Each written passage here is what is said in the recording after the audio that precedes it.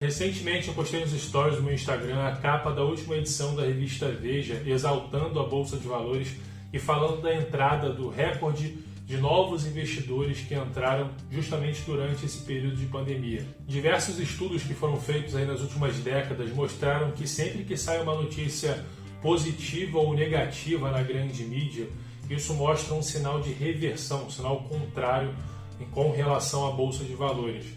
Então nesse vídeo vou explicar se essa capa da revista Veja é ou não um sinal de reversão para a Bolsa e qual é o cuidado que você deve tomar com esse tipo de análise.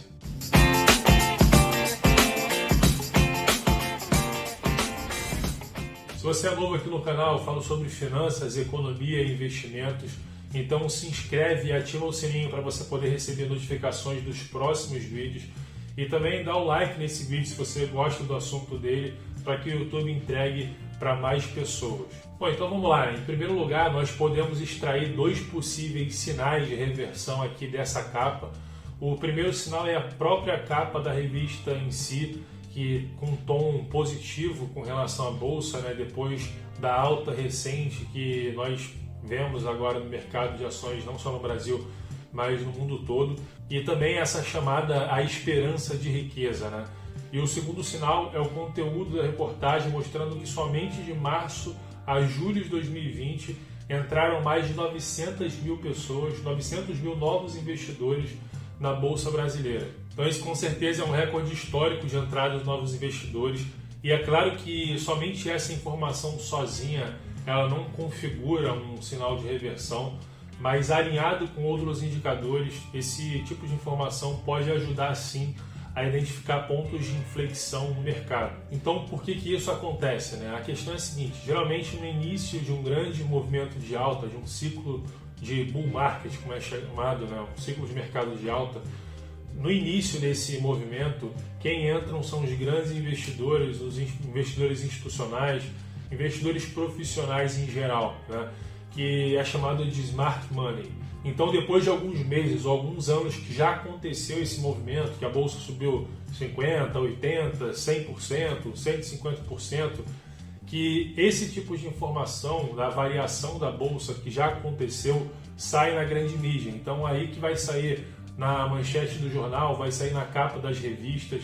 E os investidores, depois que isso já aconteceu, depois que eles veem essa reportagem na grande mídia, os pequenos investidores resolvem entrar. Então, geralmente o movimento acontece dessa forma: o mercado sobe e aí sai na grande mídia, né? Sai na capa dos jornais, os pequenos investidores entram, só que aí boa parte do movimento já aconteceu, né? Então, o que o jornal está falando ali é do resultado passado, que não é garantia de resultado futuro.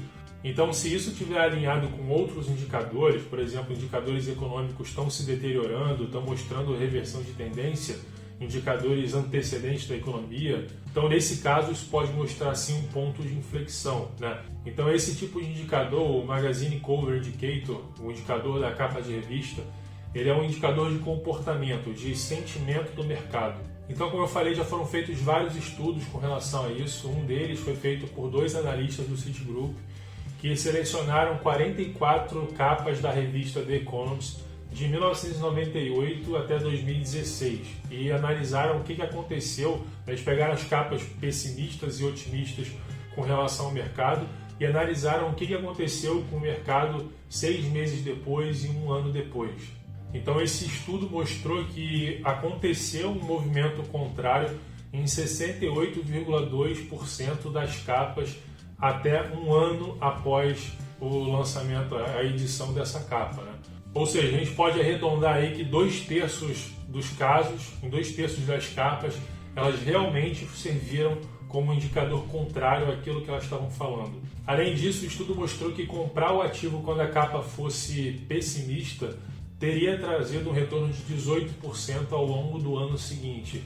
E entrar vendido nesse ativo, no caso da capa ser otimista, traria um retorno de 7,5% ao longo dos 360 dias seguintes, tá? Ou seja, se você tivesse operado ao contrário do que a capa de revista falou, na maioria dos casos você teria retorno. Então dá uma olhada nesse exemplo prático que eu selecionei aqui, dois exemplos de que realmente isso aconteceu para a Bolsa Brasileira, tá?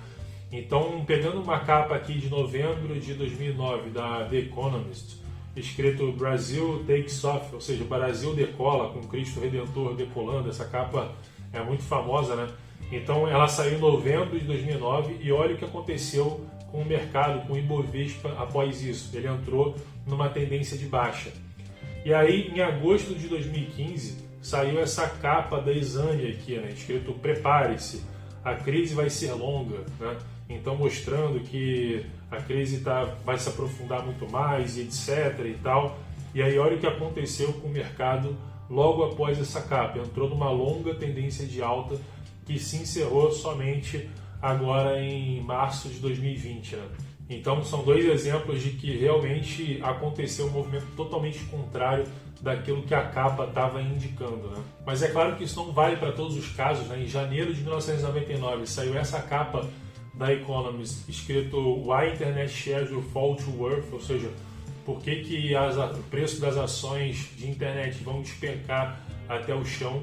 E realmente, nos 360 dias seguintes a essa manchete, não aconteceu uma queda nesses mercados, mas em março do ano 2000 estourou a bolha das .com, com as ações caindo de 80% a 90%. Então, não aconteceu a queda no ano seguinte, nos 12 meses seguintes, mas aconteceu logo depois o estouro da bolha. Então, essa capa ela até estava certa, mas não com um timing muito preciso. Então, outro ponto que serve de sinal é o fluxo de investidores pessoa física, né? Como eu falei. Então, se a gente olhar esse gráfico aqui que eu montei comparando a variação percentual de novos investidores, novos CPFs na Bolsa de Valores brasileira com a variação percentual do Ibovespa ano a ano, a gente percebe o seguinte, né? Que de 2003 até 2007, a Bolsa brasileira vinha subindo. Né? Então, isso aqui subiu em torno de 100% em 2003, em 2004 subiu em torno de 20%, então até 2007 a Bolsa vinha no movimento de alta. E aí só depois que a Bolsa já tinha subido bastante, que em 2007 teve um pico, teve também nos anos anteriores um aumento no número de investidores pessoa física, mas olha o pico que teve aqui depois de todo esse movimento de alta que a Bolsa passou durante anos. Olha o pico que deu somente em 2007. Basicamente, a Bolsa dobrou o número de investidores pessoa física somente no ano de 2007. Mais de 100% de variação no número de investidores. E aí o que aconteceu em seguida, em 2008 veio a crise do subprime e a Bolsa despencou. Em 2009 a Bolsa voltou a subir, mas como nos anos seguintes ela patinou basicamente, então o número de investidores pessoa física na Bolsa também veio patinando, né? Então de 2010 a 2015, o que aconteceu com o Ibovespa? Um ano subiu 1%, no outro caiu 18%, no outro subiu 7%, no outro caiu 15%, depois caiu 2%, depois caiu 13%. E com o número de CPFs, no ano aumentou 10%, no outro caiu 4%, no outro aumentou 0,68%, no outro 0,36%, aí depois caiu mais de 4%, mais de 1%. Ou seja, à medida que a Bolsa foi patinando, o número de investidores pessoa física, a variação de CPFs na Bolsa também foi patinando. Né? Mas aí o que aconteceu depois, 2016, 2017, 2018, 2019, a Bolsa veio subindo, mas somente no último ano, em 2019, que de novo teve um pico e a Bolsa dobrou o número de CPFs somente em 2019, né? Depois de alguns anos com a Bolsa já no movimento de alta. Né? E aí o que aconteceu depois que a Bolsa dobrou o número de CPFs em 2019, crise, e o Ibov caiu praticamente quase 50% ao longo do ano, agora recuperou um pouco mais, está caindo em torno de 14%. A única diferença esse ano é que tem um movimento atípico, né, que não aconteceu depois de 2008, que foi em 2009 caiu, né, o número de CPFs na Bolsa, e agora nesse ano está aumentando, mesmo com a queda dos mercados. Tá?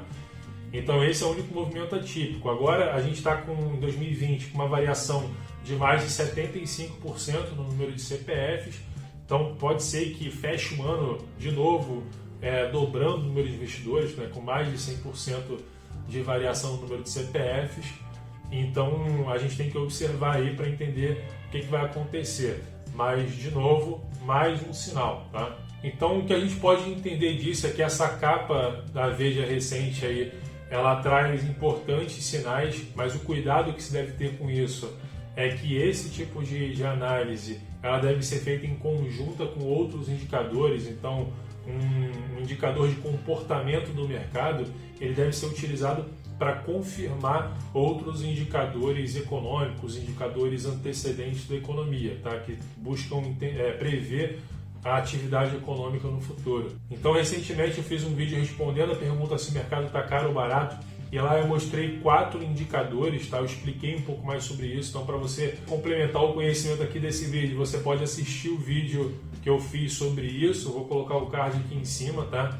E o alerta que eu dou para esses novos investidores que estão entrando agora na Bolsa de Valores é que tenham cautela, tá? Na verdade, a longo prazo é muito bom que mais pessoas invistam na Bolsa. Quanto mais desenvolvido tiver o mercado de ações, significa que mais desenvolvida a economia como um todo vai estar. E é bom que a população como um todo, a população em geral, os investidores de pessoa física, participem também do capital das empresas, das maiores empresas do país, tá? Isso é muito importante para o desenvolvimento econômico, só que é preciso ter cautela, é preciso entender os riscos que envolvem esse mercado e entender a situação econômica atual que nós nos encontramos. Então é óbvio que você pode sim investir na Bolsa, inclusive é importante que você invista na Bolsa, mas com cautela e aprendendo a se proteger.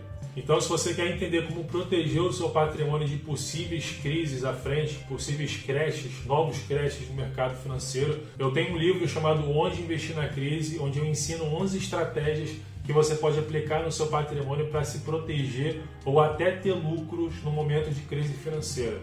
Então, para você conhecer esse meu livro digital, vai lá no primeiro link da descrição, fechado? Então, se você gostou desse vídeo, compartilhe com as pessoas que você acredita que precisam dessa informação. Dá um like no vídeo. Se você ainda não for inscrito no canal até agora, se inscreve e até o próximo vídeo. Valeu!